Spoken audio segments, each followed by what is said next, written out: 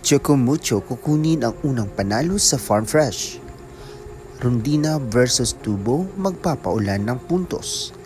CMFT kaya bang talunin ang Farm Fresh Foxes? Bago natin yan simulan, please support this channel by clicking like, share, subscribe, pakihit na rin ang notification bell para updated ka sa ating mga video. Isang masakit na pagkatalo ang nangyari sa dalawang koponan na Farm Fresh at Chocomucho. Sila kasi ang koponan na kayang-kaya makipagsabayan kaso kinukulang. Unahin natin sa panig ng CMFT.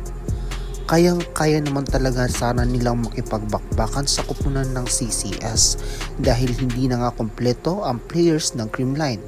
Wala na nga si Najia at Yensa at si Zed ay nahihirapan pa silang padapain ito. Isa nga sa rason kung bakit hirap makabuo ng opensa ang koponan dahil sa mga first ball nito. Hindi nga nagagawa ng paraan ni Wong na maiset ng maayos sa kanyang mga spikers ang bola. Walang combination plays and mostly ay sa wing spiker lang na bibigyan ito ng bola.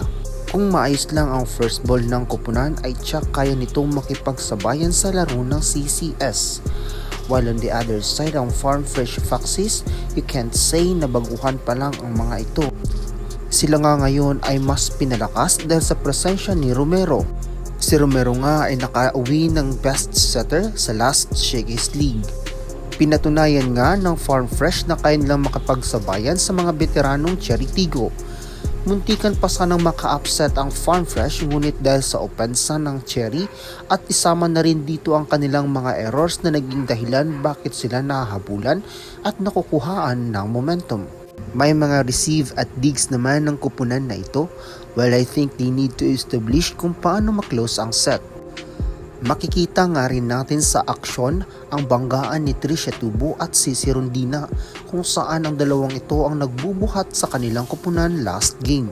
Magpapaulan rin ng mga nakakalitong sets itong si Romero, while on CMFT naman kailangan nilang ma-establish ang kanilang first ball nang makapagbigay ng maayos na play si Dino Wong. So far kung mapapanatili ng CMFT ang kanilang depensa at blockings ay siguradong hindi nga ito mahihirapan sa Farm Fresh. Both teams ay familiar na sa isa't isa dahil ang Foxes ay composed nga ito ng Adamson University players kaya't expect na magiging maganda ang laban ng dalawang koponan. Kung mananalo nga rito ang CMFT ay sure na makakuha sila ng kumpiyansa para sa susunod nilang makakalaban.